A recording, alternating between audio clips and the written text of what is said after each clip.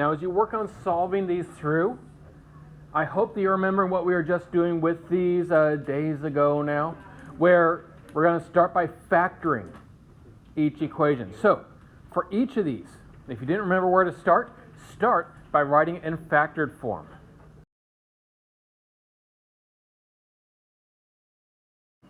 So take a look at the first one right now. Is it factorable? Yes. In this case, our process for factoring it is that because it's just a plain old x squared, there's no number other than the insinuated 1 in front of the x squared, so we can just say what two numbers add to the middle number and multiply to the last number. That's all you got to worry about with factoring this one. Even if you've been struggling some with the factoring work, this one should still be easy. And so, we look to see what are the two numbers that add to 2 and multiply to negative 50. And you should get 5 and negative 3. Once we get to here, remember we're not done. I've done the factoring, and yes, keep the fact that it equals 0 here, because I still need to actually solve it, because that's what we were asked to do here. So to solve it then, we're going to say what x equals. And what would x equal from the first parentheses here? Negative 5, exactly. Because I'm basically saying x plus 5 equals 0, and I'm saying what would the solution be? Either by doing it algebraically, or in this case, nice and easy, just saying what plus 5 equals 0. And so you got negative 5 there, and 3. All right, for number 2. In number 2, you'll notice that we cannot, in this case, just say what adds to the middle number and multiplies to the last number. That's not going to work here. We are going to add to the middle number, but if we're going to be trying to do that sort of thinking, you would have to be multiplying to a times c. You could be doing it using the grouping method. And so that would be your technique for factoring. This one is using the grouping method, or perhaps you're also noticing that you could use guess and check on this one as well. Either way will work. Now, if you did this by using the regrouping method, if you did it by grouping, this is what your work would look like. So if you're still being a little bit rusty on it, there's an example about the grouping method in action. Although in this case, I didn't feel like I even needed the grouping method, because I was looking at this, and as I thought about doing the factoring myself, I was thinking about, okay, well, in order to get the 5x squared, I know that one of them would have to be a 5x, and the other one would have to be an x. In order to get the 7, I know that I got to have a 7 and a 1. So it's just a matter of, is it 7 and 1, or is it 1 and 7? And then you could do a little trial and error there to be able to figure out which one it is. Or you might be able to just look at it and say, hey, if I'm going to get 34, that's a big number compared to 5 and 7. I must have to multiply the 5 and 7. That's another little hint that could help take you there. But whichever way you did it, this is what your next line of work looks like, where we have our factored form still equal to 0. We always want to include that equals 0. I see a lot of people leave that off, but if you leave that off, you just have a factored form, and we can't solve it from there. We can only solve it because it's equal to 0. But since it is equal to 0, we can now solve it. Now, one of your answers, yes, is going to be a positive 7, but the other one, remember, is not negative 1. Because if I plug negative 1 into this first parentheses, negative 1 times 5 is negative 5. Negative 5 plus 1 is negative 4, not 0. And so remember that a great way to approach this one, if you can't just look at it and know, is to write it as its own little equation, set equal to 0, because I'm trying to make that equal 0. And so you could subtract the 1 from both sides, and then you could divide both sides by the 5. And so it'd be negative 1/5. And yes, if you wrote that as negative 0.2, that's also fine, because yes, that is still exact. We didn't have to round that. So either way would be fine there. All right, and then for the last one, we need to try to factor that one out. And when we do so, okay, we might start by doing a times c, so then ac would be negative 10. What two numbers add to 7 and multiply to negative 10? Well, how about 2 and 5? Well, although we got to multiply to a negative 10, right? So if I'm going to multiply to a negative 10, then that would have to be like a 2 and a negative 5. But then if one of them is positive, one of them is negative, it no longer adds to 7. And in fact, we run into a little bit of a roadblock here, where, as it turns out, There is no combination that does that. This one is not factorable. And so what we're looking at today and what we're introducing today now is how it can be solved even if it's not factorable. And for some of you, this is going to be familiar back from Algebra 1, and for some of you, it might not be. So I'm teaching it like it's totally brand new, but if it seems familiar, if it seems like review, that's because it may be, but that just means you're probably going to grab it a little bit quicker that way. The other thing I want to mention before I launch into this is we're looking at another method of solving quadratics here. If you are one of those, and yes, I know there are some of you in this position, where a problem like number 2 just was not working for you because you're still having a heck of a time getting that factorization. The good news is that the method we're going through today is your get out of jail free card, because it would also have worked to solve number 2. Now, if you can do that factoring, I suggest you do the factoring because it's actually going to be more efficient. But if for whatever reason that factoring is still the bane of your mathematical existence right now, this is going to give you a way to get around that. So like when we do our test next week, you'll still be able to solve these, even if you're having trouble with the factoring. So what we're going to be using to solve this is the quadratic formula, probably the biggest formula that you will have to memorize at this point in your mathematical career. Please write this down and add it into your math notes. Write it neatly and clearly. You definitely don't want an error in your notes on this. And yes, you will need to have it memorized by next week.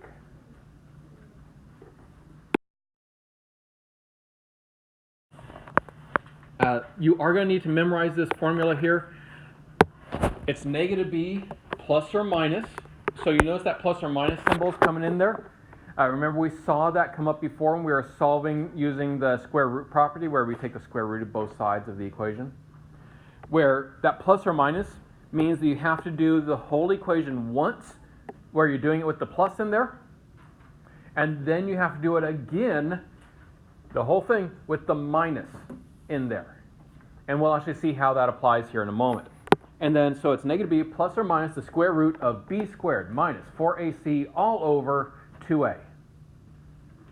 Get that down. The sooner you know it, the easier life is going to be. By the way, you've also seen this already in this class quite a bit, right? Remember those wall map assignments you've been doing where it gives you this big equation that looks a lot like this, and it says evaluate it for these values of a, b, and c. I wonder why we were doing that, right? We're getting ready for this to make sure that you're kind of well practiced already at just doing the calculations, so that now you're just building that bridge between the formula and actually solving it. All right, and then the last thing to note here is, you notice at the bottom here we have some notes on basically just vocabulary, because all these things are used interchangeably, and I want you to know that they do talk about the same things. When we talk about the solutions of a quadratic, we're always solving it when it's equal to 0. So again, first step, set it equal to 0.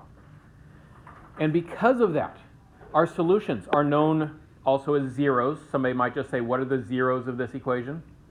They're also called roots and x-intercepts. Roots and x-intercepts are both visual ways of saying that the graph is crossing the x-axis, basically, is what you're talking about there. All right, now remember this problem. This is the one that we saw earlier that we couldn't factor. We're going to see how we can still solve it now using the quadratic formula. So, give yourself some place where you actually have lots of room to be able to write the algebra, because there's going to be lots of algebraic steps to this. Write down the equation above the top there, and then we will go through solving it together. All right, now the very first step that we should go through when solving this using the quadratic formula is we should be figuring out what A, B, and C all are here. So the A, B, and C that we're talking about here are the same A, B, and C that we have used previously. Like when we talked about multiplying A times C when factoring. We're still talking about the same A and C value. So what's the value of A in this one? Negative 2, yeah. It's the number in front of the x squared. What is our B value in this one? 7, yeah, positive 7 in this case. And what is our C value? 5. And so those are our A, B, and C. A great first step to go through then is actually write out what A, B, and C respectively all equal.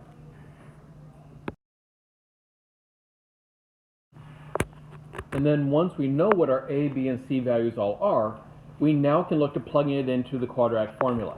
So the very first thing we write in quadratic formula is x equals. That way we remember that whatever it gives us, this is telling us the x values, the solutions of the x's here. All right, the first thing we put in there is negative b. Now, like previous formulas, I like to be able to just leave it as negative whatever it is. So I'm not going to simplify as I plug in. I'm just plugging in. So I'm going to go negative, and then I'm going to plug in my b value, which in this case is a positive 7. If it was a negative 7, I would write it as negative 7. I would keep that negative inside of it. I would not simplify at the start. When people do that, they tend to run into trouble. Some of you will end up doing that anyway, but it's going to be because you're super reliable at it and really comfortable doing some of those things fluidly. And if you can do it reliably every single time, yes, you can do that. But my suggestion for the general population is don't simplify when you plug in. All right, then we're going to do the plus or minus. It stays a plus or minus symbol until we get down to the calculator work. The square root of b squared. Now, I always want to put my b value in parentheses again. Whenever I'm putting something in, I'm putting in parentheses. That way, again, if it were negative, I'd be able to see that I was squaring the negative number instead of squaring it and then making it negative. So we do want to keep parentheses around these things. And then minus 4ac. So notice the 4 is always a 4. That never changes. And then it's going to be a. So my a value here is negative 2. And my c value is 5. Look at that, includes AC. That's not entirely a coincidence. All right, and then the whole thing. So make sure that this fraction bar here, this fraction bar that we just drew in, notice it goes under the entire top. At a certain point, I see people start getting a little bit sloppy, and they'll like just write it under here or something like that. That causes problems. It has to be under the entire top. So we have to do everything on the top before we do the division. And then that's going to be over 2a. Of course, the 2 is always going to be a 2. And then in parentheses, I put my a value, which is negative 2. So notice, all I was doing was plugging in. I haven't done any simplifying. I've only been plugging in. All right. Now we can start thinking about how it would actually all simplify. What would we do next, and how can we break it down? And the thing that I would suggest that we do first, in terms of a focus here, is that I always like to start by figuring out what this 4ac value is. And usually around the same time, I'll go ahead and do a little bit of simplification in a couple other spots as well. So basically, each of the individual pieces that I can simplify, I'm going to go ahead and do those. All right, so then it's going to be x equals that negative 7. Of course, that's just going to equal negative 7. The plus or minus stays a plus or minus. And inside my square root, I'm going to have 7 squared. I hopefully don't need a calculator for that, right? And then minus. Now notice I wrote the minus first. I'm not simplifying again as I do this. Now, when I go on to this next piece, I am now actually going to calculate out what 4 times negative 2 times 5 is. So what is 4 times negative 2 times 5? Well, 4 times negative 2 is negative 8. Negative 8 times 5 is negative 40. Now, notice that that means I'm doing minus a negative 40. And that's okay. Because this minus that was out front here, the subtraction that's part of the original formula, I had not used that yet. Because I multiplied by 4. I didn't multiply by negative 4, I multiplied by 4. So that negative was still hanging out there. There is one big trick with this equation, making sure that it all comes out right, and it's getting that sign right. The single biggest error that I see is people making an error with this subtraction sign, where they think they used it, but they didn't, or they used it and then they did it again. So I suggest you get very specific in your order about how you do that. And then that's going to be over 2 times negative 2, which is negative 4. Right, now that we are here, now we're basically out of the woods. It's just a matter of doing the execution. So I do need to actually figure out what the inside of the square root now equals. So 49 minus a negative 40. Of course, then that will be the same as 49 plus 40. So that's going to give me 89. That's the only thing I can do at that particular step. Now, if we were asked in this problem to give our answer in exact form, this would be my answer. Because this is what's considered to be exact form here. Because exact form means that there's no rounded decimals. And as soon as I try to type in the square root of 89 here, I'm going to get a decimal. Because 89 is not a perfect square. Now, if it were a perfect square, I could go ahead and continue. But because root 89 is not a perfect square and would give me a decimal, this is considered to be exact form. And I mention that partly because sometimes you'll be asked to give your answers in exact form like that. And sometimes you're going to be asked to round your answer, like we are in this problem. Now, so in this problem, we do have to round it, so that means we're going to have to calculate it, which means, yes, you're definitely going to need a calculator. So if you don't already have your calculator out and handy, get it out or grab one here so that we can work through doing this calculation now.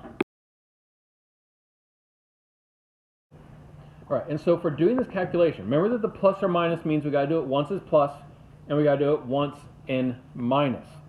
So if I'm doing this in my calculator, I'm first going to do it with the plus. So I'm going to be doing negative 7 plus root 89 all over negative 4 here. Well, really what I do when I'm doing one of these, it depends on my calculator and how I type it in. If you are on a graphing calculator, you know the type where as you type stuff in, it displays it and it doesn't do the calculations until you press enter. If you're on one of those, this is your first step. Type in negative 7 plus square root of 89 and then press enter. And then you can say divide that whole thing after you've pressed enter by the negative 4. Okay? But then again, that's if you're on a graphing calculator.